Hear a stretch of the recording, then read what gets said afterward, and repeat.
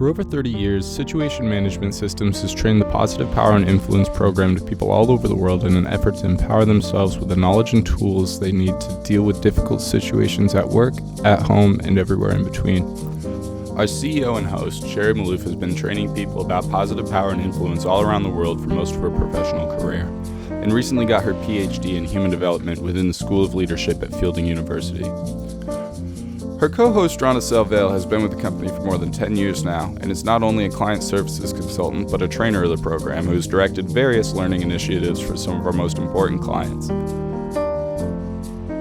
So, I'm Sherri. And I'm Rhonda. And we are here to talk to you about the Positive Power and Influence program. But what we thought we would do today is actually walk you through a blow-by-blow description of what people go through as they participate in this absolutely fantastic and unique personal growth program. So that's what we're going to look at today. Yeah, it's interesting. It's not like anything else out there. So be prepared. Yeah, there's a lot of programs that talk about, oh, we do behavioral change, but there's not many that do it like we do it, especially if you come to one of our 3-day programs here in New Hampshire. You are open for an incredible experience. You will understand so much more about yourself, about how to work with other people, how to influence other people. You'll learn how you shoot yourself in the foot. And we get it on video. Oh, yeah. Oh, yeah. The feedback people hate to love or love to hate or whatever. We have all kinds of ways of talking about that. So why don't we start at the beginning? And the beginning starts before you even come to the program.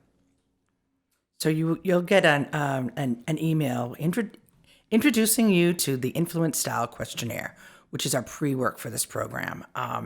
It's a non-anonymous 360-degree review. Oh, we better talk about that non-anonymous thing. It has such value because ultimately you take ownership for this program, and only you understand your relationships with the individuals that you're getting feedback from. So you have to know who they are, and they have to know that you're attending an influence program and you're looking for their feedback. Well, and it ties into our whole deal that it's a situational influence model. So what does that mean? That means that the way that I influence Rhonda is different than the way that I influence maybe one of our trainers or one of our partners. And I need to have feedback from each one of those people as to what works for them and what doesn't work for them. Because if you compress it all together and it's just anonymous and you don't know who's giving you feedback, then you don't know what to change with whom. Yeah, and don't get so hung up on the word feedback. It's a frequency distribution on how often you're seen exhibiting specific behaviors. And you're going to ask yourself first the same questions that you're sending to everybody else. So you're fully familiar with the data that you're collecting. That's right, because we have you first analyze yourself generally about how you influence. That's one of the first steps that you do. And then you identify 2 different situations. One where it's going well, it's a positive relationship, and then one that's challenging for you, a difficult relationship. We want to have you be able to compare what you do in both of those different relationships, because if you're doing the same thing, obviously you need to choose something different. So we have you do that for a couple of different people, and then you ask others for their feedback. And you can ask up to 9 people, right? Up to 9 people, but we really would like you to get the feedback from the individuals you've selected as, we say productive and less than productive. It's critical baseline data for you. Don't be afraid. They don't know that you've selected them as less than productive. Yeah, they don't get an email going, hey, Rhonda said, you're my unproductive relationship. I think people are afraid that's what happens. But we want you to choose all kinds of relationships that you have. Good ones, bad ones, great ones, just boring ones. Just get feedback. Yeah, friends, family, children, spouses. Oh, spouses. Valuable data. We always ask who is brave enough Get feedback from the spouse. And it's good to see if you behave differently outside of work than inside of work. It's really great data. Yeah, it really is. So then you have to stay on top of this, because we'll get people come to the program going, oh, I didn't get any feedback from anybody. And it's like, you didn't check? Because sometimes we have problems, right, with technology. Yeah. It happens. It happens. We have we don't keep our computers as squeaky clean as we should. And sometimes that creates problems. But we're here to support you through all of that. But you need to let us know. Well, you have to stay on top of it. You have to check your data periodically. You have to do your invites. You got to do your work. And then go back and see if anybody's responded. Because you also have the option, if it's an internal, problem with your firewall and that kind of thing, you can actually send it from your own email. Yeah, and a lot of organizations we work with prefer that you do that because, yes, it gets right through any potential electronic hurdles, but you can customize what you're saying. Yeah. I'm taking a class. It's really important to me, and I really value your feedback. Because a lot of times, if you just let it come from our server, people think it's spam, and they just throw it away. So, having it come from you is a good thing. It's always a good thing. So then you collect it up, and you read a little bit about the influence model. You can take a look at your charts and see how they're doing. There's actually ways where you can have different people show up on the charts. There's a tab in there that says choose raters, so you can look at your graphs and have different people on them. You can print them out. You can just look it up at the program. You can just pull it up on your computer or your phone or whatever you want to look at it on. So, but it is important to do it ahead of time. And to do everything, it depends on how quick you are with questionnaires, maybe 1 to 2 hours. Yeah. It really is up to you and the time that you take. I have people go in and they'll just request all their feedback first, and then they'll go in and they'll do the self-development and the reading and the writing. Because it's the collection of the data that can actually take a little time. So by all means, make it work for you, but do be willing to dedicate a couple hours cumulatively, not all in one sitting. You through what happens here in Milford when you come to a program. So we have this lovely Victorian building. This is the library that we're in right now. And your training program actually takes place here. And we limit the size of the program. So we have 1 trainer to every 5 people. So it's a very small and intimate event. You get to really experience the program, get a lot of feedback, and get a lot of attention from the trainers. Yeah, there's really nothing like it. I remember when I first started working here, and it's a requirement that we attend the special session, and I knew at that point, number one, that there was nothing like this out there.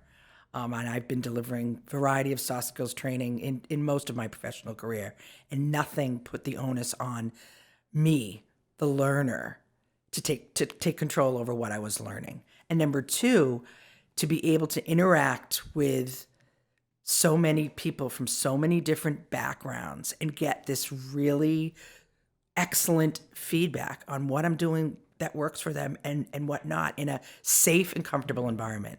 There was really nothing like it. If you're really looking at an opportunity to improve your behavior in regard to influencing, this is the program you want to attend. Make this something you do this year. Yeah, absolutely. So you get welcomed into our lovely Victorian house here. She's 100 years old this year. I call her Vicky. Vicky the Victorian. I know. Pretty bad. But anyway, and we have a wonderful layout breakfast here for people. Coffee, tea, all kinds of stuff. So you come in and you hang up your coat in the library. And then you have a seat and we do the introduction. And in the introduction, we walk you through all the basic concepts of the program and our values, our theory. So for example, we think it's really important to define what we mean by positive power and influence. We think it's important to define power and influence. We define all kinds of things and talk about what's going to happen over the 3 days that you're here at the program. So we really set a structure for what you're going to be experiencing and what you're going to be going through. And I think that's very helpful for a lot of people. Yeah, and the other thing is you can come as you are. You can be comfortable here. You're delving into yourself. So we really want you to come and enjoy what you're learning and take it in the most comfortable environment that you can possibly create for yourself. And one of the things, too, is that you can be casual. You can come here in your jeans. We don't mind. Not at all. So it's a very, a lot of people have said that they feel immediately comfortable when they walk through the door. And they really enjoy learning in this environment and learning here. It's warm, and we're in a fairly rural environment too, so you can really let go of the day-to-day activities if you're in a really urban environment. Well, the very next thing we do, though, is the consensus exercise. Remember I said recording? Yes, we put you on video. You have to come to agreement with the rest of your group on a specific issue. And so you do a little bit of pre-work, come together as a group, and you have a discussion. And we record that discussion. Yeah. Be prepared to learn a bit about yourself. I remember when I first took this program, I really thought I was all about compromise and not so much on video. I learned something pretty valuable about myself that day. I had a really small program at the end of 2019. I only had 2 participants. A bunch of people had either transferred or canceled out. And so the consensus exercise, we needed one other person to go in. So I decided to participate, which I hadn't done in a while. And I had so much fun. It was good. And one of the things that I did was I kept insisting on them acknowledging how much I had given up to come to agreement. That was pretty funny. Just to see what you're doing and how you do things and what behaviors you have, what habits do you have. So we have you do that, think about it a little bit, and we debrief it, talk about what happened, if you came to agreement as a group, because some groups don't. Yeah. And then the next thing we do is we talk about feedback. And, everyone's really good at giving positive feedback. Some people really struggle with constructive feedback, but it's critically important. And you deliver this feedback from you, not from the group. It is the way that the impact that individual statements had on you. And there's a lot of power in being able to say that, understand how to define that, and then learn how to receive that. Yeah, we really walk through how to give and receive feedback. The only way we learn about the impact we have on other people is through feedback. So you get feedback from the other participants, you get feedback from the trainer, and then of course you've got all the feedback from your pre-work. So we talk about that, and then the next thing we do is we take people through the situational influence model, including an energy exercise.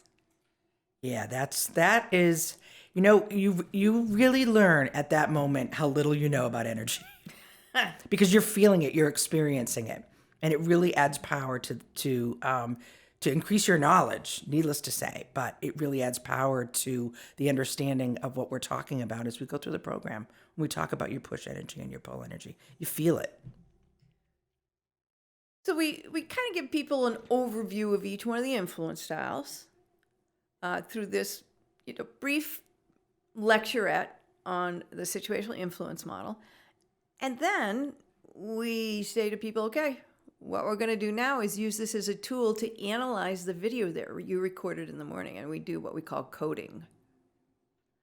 And coding is a very interesting exercise because you're looking at how you manage your energy as a review of a video. There's a lot of stopping, a lot of starting, and a lot of discussion over individual behavior. We talk about mixed energy and why messages don't come across effectively. And it's really, it from an individual perspective, it is a wonderful learning experience. People come out invigorated because they've learned things about themselves that they never knew. It's kind of this combination of invigoration and pain. Having to watch yourself on video. A lot of people are like, oh, I can't believe I look that way. I can't believe I sound that way. I can't believe I said that or did that. So people experience a lot as we go through, and we analyze it in detail. If you come here, you've got a trainer with you the whole time, and we look at every sentence that gets spoken, and we talk about it, and it gets rated. So what ends up happening is at the end of the coding exercise, you have a distribution of the different behaviors that you've used and how frequently you have. And for most people, they use a lot of persuading, and that's what they find out. And it's kind of funny because I'll tell them, because we have a sheet that you keep track of it on, and it's got all the influence styles and behaviors on it. And I say, you can just solidly color in the persuading boxes. Because a lot of people end up with a lot of check marks there. A lot of reasons. Yeah. A lot of reasons. We have reasons for everything. We really For do. everything. Yes. It's very push-oriented. Yeah. And so then you come out of that, and you've got this picture of what you did in that particular exercise. It's also powerful, too, because it brings forth that we all have an understanding of the individual behaviors.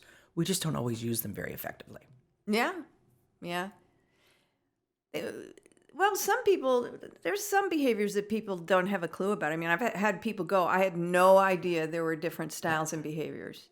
Even though they, might use a lot of them, they just had no idea that there was any breakdown of behavior.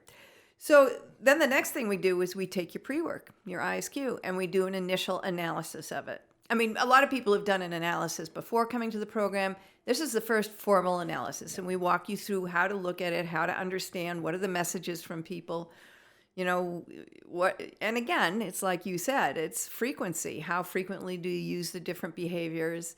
Does it vary with different people? So that's what you end up taking a look at. And we have, the other thing we use a lot is personal learning journals. We forgot to mention the personal learning journals. So Yes. we want you to keep track and keep notes about what you're experiencing, what you're thinking, how you're feeling, what you learned through each one of the exercises that we have. So we have you fill out a couple of personal learning journals. You do one at the very beginning of the program to set goals. You do one after the consensus exercise, and there's a couple you do with the ISQ.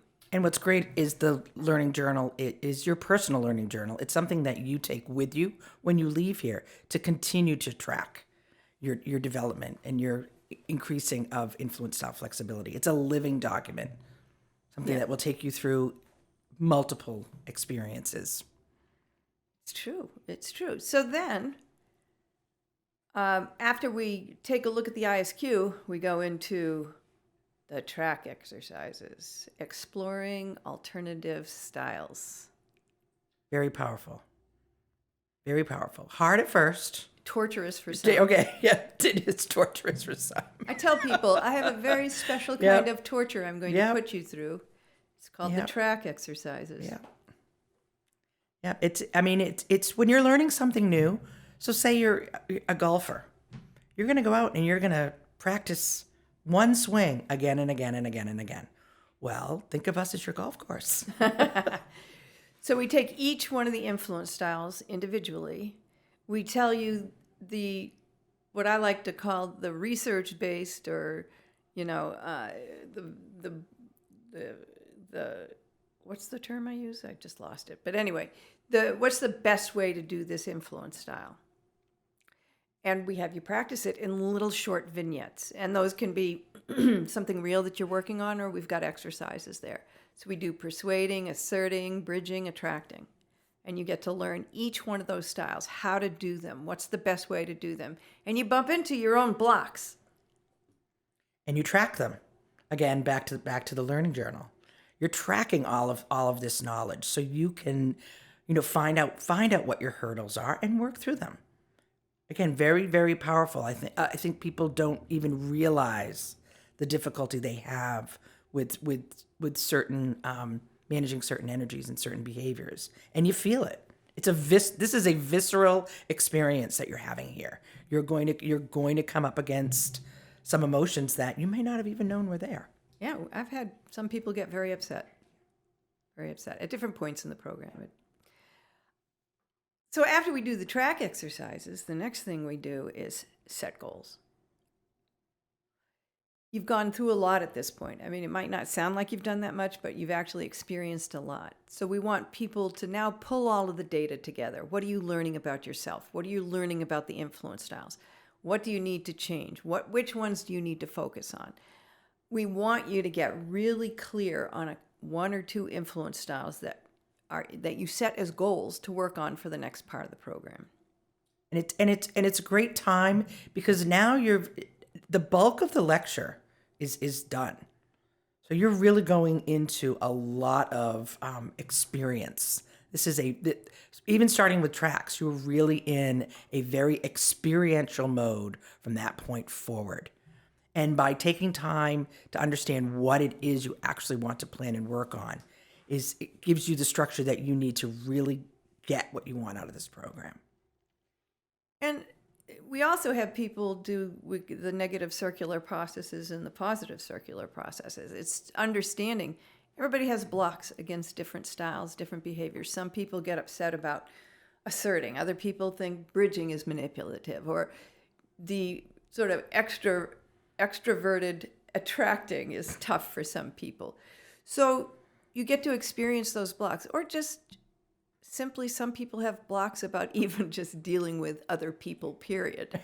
You know, you can have blocks about lots of different things. And a block is just a negative belief. Yeah. So I believe that I can't do persuading effectively because I want to use lots and lots of reasons. I need to convince people. So I've got to give them all my reasons, all my data, or else I'll never convince them. And of course, people are snoozing after your third reason. So we have people really focus in on what they want to do, take a look at some of their blocks, and that gets them set up and ready to do the next piece, which is skill practice. Yeah. Where you have the ability to sort of address these blocks head on, understand though, and get to recognize that feeling, because it's a feeling. You feel it. You really can feel it in your gut when you're struggling, and by addressing it in a safe environment, gives you the opportunity to understand when that is arising and to become neutral about it. And that's really what it is. We want that level of neutrality so you can increase your influence style flexibility. Yeah, the bottom line is the influence styles are a tool. It's a way of expressing yourself. And you vary that based on the situation, based on your goals, based on the people involved. And you've got to be comfortable with all the different influence styles in order to be able to be effective in a range of situations. So all we're doing is helping you understand what's stopping you from being in that neutral place. And in skill practice, you get to choose whatever exercises you want. We've got a whole range of exercises. And some of them are similar to the track exercises, so they're drills. People like those because you get very quick feedback and you can do a lot of short little exercises with them. We've got more case studies, role plays, where you can get on camera again, which, people love to do. And well, after consensus, some people really do enjoy the video aspect of it because they learn so much from it. Yeah. So, be prepared to be surprised that you actually like something. Well, one of the things that some groups I have like to do, they like to do the drills and then do a video so they can get a little bit more practice and then do another video. And they see a huge shift and a huge change in themselves and other people. And then we're into the final part of the program, application planning. Did you say planning? I said planning. Planning is important. There's a 6-word military phrase that I probably shouldn't say on the air. But it has to do with prior planning and performance. And planning is critical. It's critical. What is it? Prior planning prevents piss poor performance? Yes. That's it. The 6 P's. So we teach you how to plan. And there's some awesome tools. We teach you how to write effective objectives for a behavioral situation, which are very different than what people are used to normally writing for objectives. Then you take that objective and you plan using a tool called the diagnostic checklist. And the diagnostic checklist helps you determine which influence styles are going to be the ones you most frequently use in this situation. But then once you have that, you've got to write your action plan. I always think of G.I. Joe for some reason. Right. I don't know why. You got to write your back in the day. action soldier. You have to write your action plan. And that is the flow of your conversation. How are you going to open up in the most positive way possible? How are you going to express what your objective is? How are you going to disengage if it all goes south? How are you going to shift styles if you need to? And how do you close the conversation? So you plan all of that, and then you get other people to tell you if you're crazy. Which to me, if I've got a critical, challenging situation, I want people to know. I want to know. I need help from other people. So we work in a small team. Everybody's situation gets covered, give feedback, and then we rehearse. And it's not a role play, it's a rehearsal, because you are being you. And one of the other people in your group is playing the person you need to influence, and we make this as real as possible. And we have you record this, so you take this with you, so you can continue to practice. And when you're leaving here, you're feeling significantly better about that conversation than you were when you walked through that door. That I guarantee you. Yeah, because we work with people and go, okay, how do you feel? Are you ready? Are you done? Do you want to practice more? And so we get everybody to the point where they say, I'm good. And it's very interesting. When they're good because their energy changes. Yeah. You see and feel their energy change because the words fit and they think, I can do this now.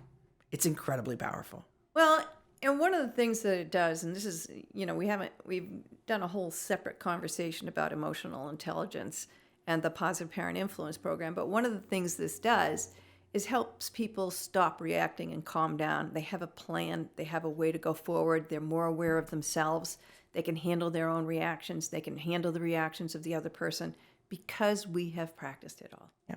And it gives you a tool that when you recognize those negative emotions beginning to arise, to exit with power and strength, with a commitment to get back to it, which is another very, very powerful aspect of this program. You need to know when to go on, and you need to know when to take a step back. And then finally, we close the program, but it's not over. So we have a nice close down, say goodbye, but part of what we do is guide you through how to continue working. The program's only the beginning. It's the beginning of an influence journey. It's the beginning of your growth and your ability to be more effective as an influencer. So it's just the start.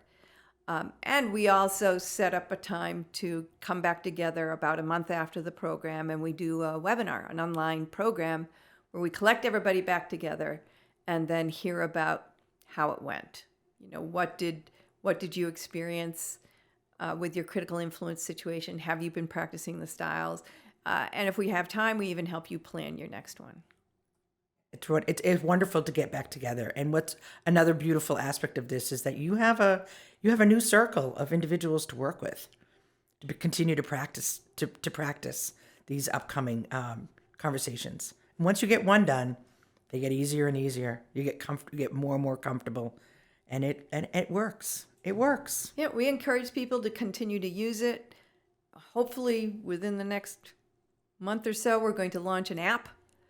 That's the planning process that you can buy online. So again, we're here to support you in continuing your growth.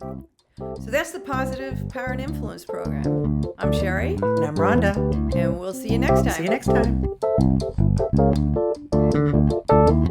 time.